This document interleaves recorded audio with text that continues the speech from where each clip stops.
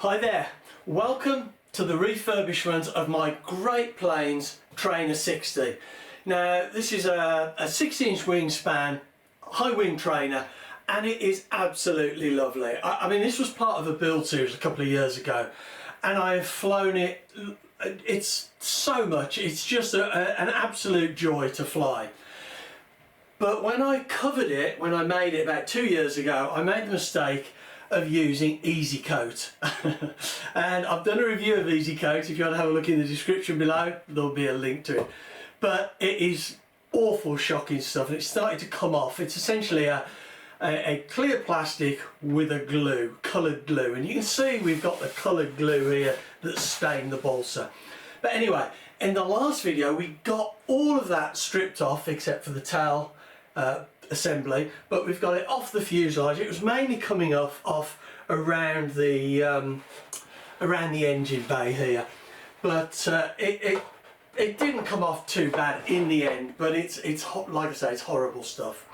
I've got all the bits. In the last video we stripped out all of the gear out of it, the servos, the electronics, and I took out this absolutely lovely Merco 61, which has hauled this around the sky hundreds of times and it's performed flawlessly. But I really fancy a change. I mean, when I built this, kind of the idea was that it was going to be a test bed to try different engines and put different engines in the front. And, and this is the only engine that's been in it for about the last 2 years or more. But now, as part of this refurbishment project, I am going to put this Taplin Twin 8cc diesel engine. I am really excited about getting this engine into the front of here and then getting this covered and seeing how it flies. It's a little bit less powered than the Merco, but even so it'll be more than enough power, I'm sure, to take this up and fly around.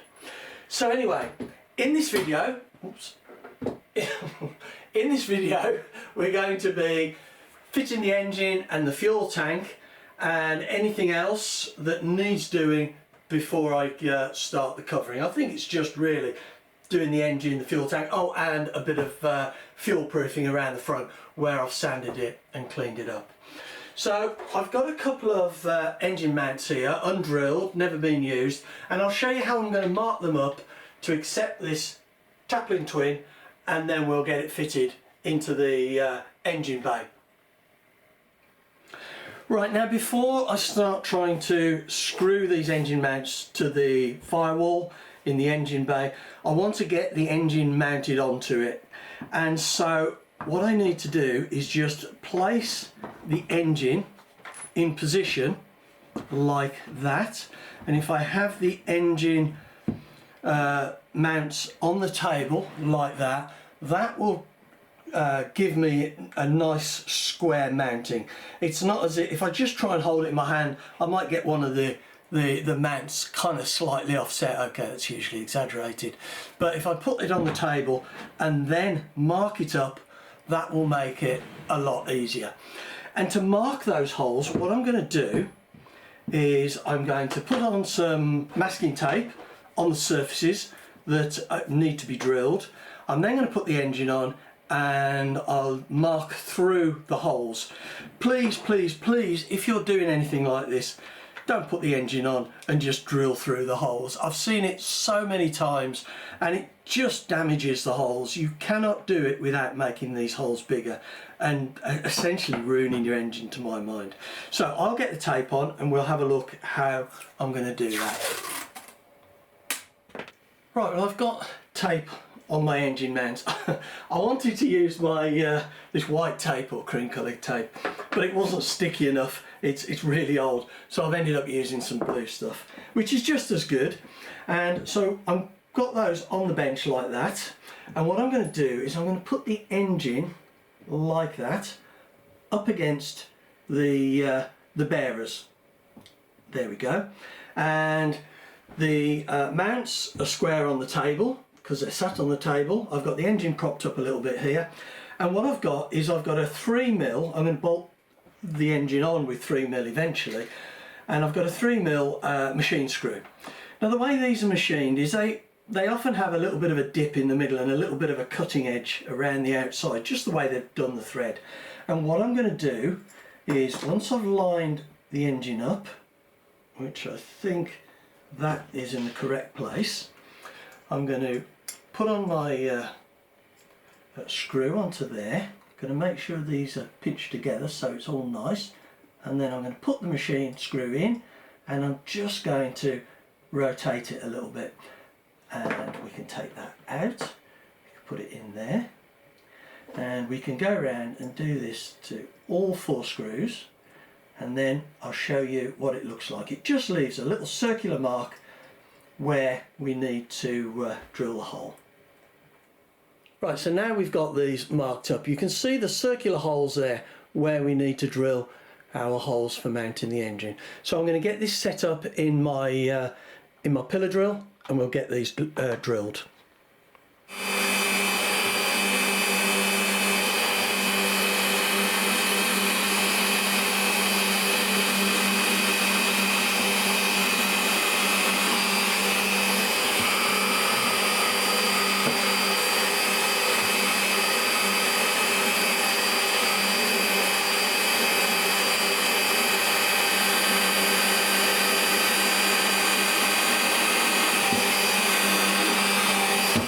Right, so I've got these drilled, and we've got nice holes now that are accurate for this engine, and just check they fit. There we go. Yeah, that looks nice. I'm pleased with how that is. So I'm going to take the tape off, and I'll probably just mark on these somewhere on the plastic mounts which is the left and which is the right, because they're identical, so we could end up getting them the wrong way round and then wonder why they don't fit. So I'll get the tape off and we'll get this bolted on here. I would recommend always use washers under the heads of your bolts. Let's keep these engine lugs nice and not mar them with bolt heads that are turning round. At the moment I'll use just plain nuts to hold this on, but eventually when I come to fit it out on the aircraft I'll use nylock nuts. So I'll get this mounted up now. Right, well I've got the engine bolted into the mounts, and I've got this all lined up now where it should be. I've got some 3/16 balsa just pushed in either side, which is just holding that centrally within the engine bay. I've got it propped up on some balsa here and a block just to get it to the right height. When I took out the old engine I measured from the top of the engine bearers to this ledge here, and it was 20mm. So I've got this exactly the same so that we maintain that centre line of the engine.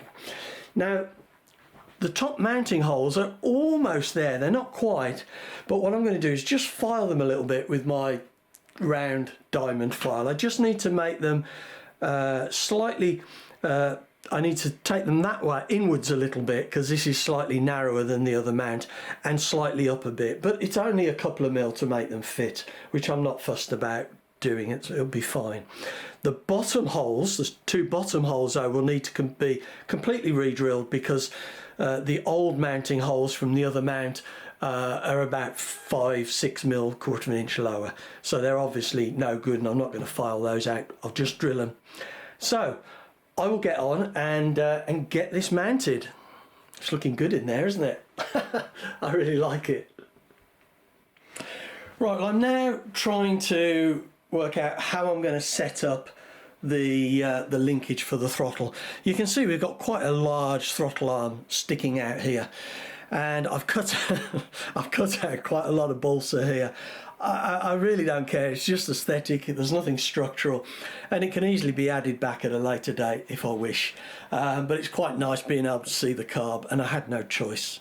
So what I'm going to do, I've just bent up a piece of metal here, it's not connected to anything, down at the servo end, just to get an idea of how this is going to work. I think what I'm going to do is bend up this arm. You can see perhaps there's a pencil line just there. I'm going to bend that up, and then I'll connect into the hole round about here. I may even shorten this, and it will give a shorter throw for the servo, because if I come out to this hole it'll be massive and that'll be sticking out the side. So I'm just going to work on that now and see what we can do anyway. I'm going to modify this arm. It's one I made when I got the engine. It's not an original Taplin. If it was, I probably wouldn't be wanting to modify. I'd probably make another one to save me having to do that. But anyway, I will fiddle around with this and get this set up, and then we'll have a look at the solution we've come up with. Like I say, this is just a piece of metal that I've shoved in there at the moment, just to try and get my head around how this is going to work. Right, well, I think I've got this connection done for the throttle now. The geometry of this is horrible. There's such a lot of movement in this arm. This is where, just under here, is where the throttle cable used to come out, but I've actually put in a separate snake. I haven't glued it yet. What I'm going to do is glue that in a minute, and I think you can just about see the wire up here, and we can operate that now, and that's operating okay. It gets a little bit sticky right down at the bottom end where you get to actually get to shut the engine off, but tick over will be about here, and then you'll completely shut it off. But that seems okay, a fairly good solution. So what I'm going to do is I'm going to wrap the snake in this masking tape just around this end, and that will help the epoxy stick to it, and I will epoxy that in. I'll put epoxy in the hole and the around the back there, and then that will be a nice finish. And what I'm also going to do now, you see I've cut a little bit more of this out. I'm going to go outside now and just sand all that and get that looking nice. And then I need to have a look at the other side for the manifold and how we're going to sort that. That might be a little bit easier, hopefully. Right, well, I've really cracked on with this now, and we're almost done. You can see we've got the linkage which we looked at, which is working really nice and smooth. Quite pleased with that. And I know we've had to cut out a piece of the cheek here, but you know what? I really like it because it shows off the engine, it shows off the carb, and you know, this type of engine and carb should be seen. So that's my justification for that. We've got an exhaust deflector coming out of here. I know these aren't very good sometimes with diesel fuel, but I might change that to another piece of flexible pipe. We'll see how this one goes. And I'm going to connect that to a piece of aluminium that comes down to the landing gear. I have tried this engine with a big long kind of pipe, and it made no difference to how it ran at all. So that's done. I think what I'll do is eventually I'll just trim these engine mounts a little bit. They don't need to be that long. I'll trim them flush with these cheeks. I wanted to check we'd got room for the fuel tank, and I'm going to use this 6-ounce tank, and there's absolutely loads of room there. There's no problem at all. So we just got to pack it in foam once we've got the right kind of diesel bung in there. Now the other thing I'm going to do now is I'm just going to fuel proof around this bare balsa and around here, and where we've cut that hole. So I'm going to take it outside, give it a sand, and then we'll have a quick look at the fuel proofing process. Right, I've got this all nicely sanded now, and I'm quite happy with that.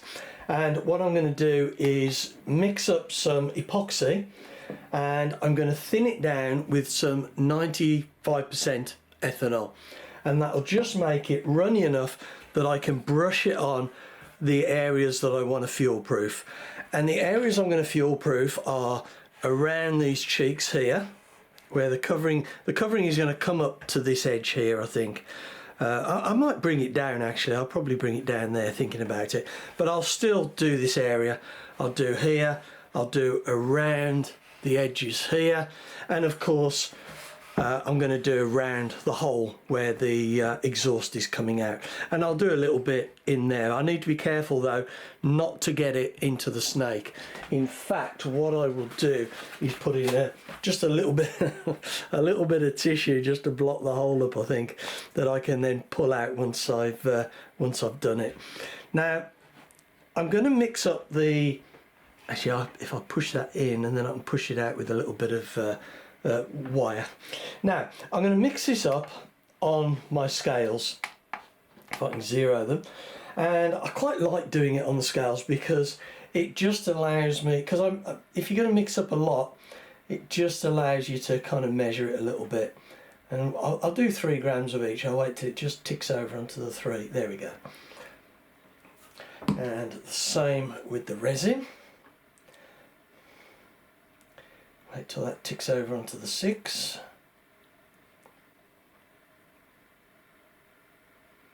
I think fuel proofing is hugely important. I mean, you can see in the engine bay has all been done, and it hasn't been necessary as yet. But if we have a fuel leak, you can bet your life you'll wish you had. So, because it'll stop the fuel soaking in. So we've got the epoxy now in there. So we'll give that a bit of a mix. Get rid of the scales. Give that a bit of a mix, and now I'm just going to put a little bit of this 95% ethanol. Now you can use isopropanol, you can use 70% ethanol, but I think the less water you've got in it, which 70% has more than 95%, the less water the better, so hence 95 if you can. Now you can see that's getting thinner. It does take longer to set, and I'm going to leave this overnight, and hopefully by the morning I can start thinking about covering, preparing and covering. So you can see now that is quite a nice runny consistency, and that will brush on really nice. Hopefully you can, yeah, that's just right, I think. So I've got a brush I always use when I do this, because it's quite a sturdy brush, and it cleans up quite nicely with the ethanol. In fact, let me just put the lid on the ethanol in case I knock it over. Right, so now all I'm going to do is just brush this on, and it's clear at the moment, but as it starts to set, or as it sets and ages, it'll become a little bit more yellow. But I am going to cover these areas with the covering film. So, but it's good because if the covering film starts to just ease back a little bit, at least you've got, you know, if it starts to come loose, at least you've got protection underneath. So I will get all this done now, and we'll have a look once it's done. Right, well, I've now got this fuel proofed, and it's still a little bit tacky. So as I said, it's going to need overnight for it to dry hard enough that we can actually give it a little bit of a sand. It just takes that little bit longer to cure, but we have got all of the areas done that we needed to do. I tell you what, it's so exciting to get this Taplin Twin set up in the front of here and get the controls linked up, the exhaust manifold connected, and I can't wait now to wait until this is cured and to start thinking about covering it. But I'm going to draw this video to a close now, and that's going to be the subject of the next video. So in the next video we're going to make sure all the surfaces are right, and then we're going to get this fuselage covered.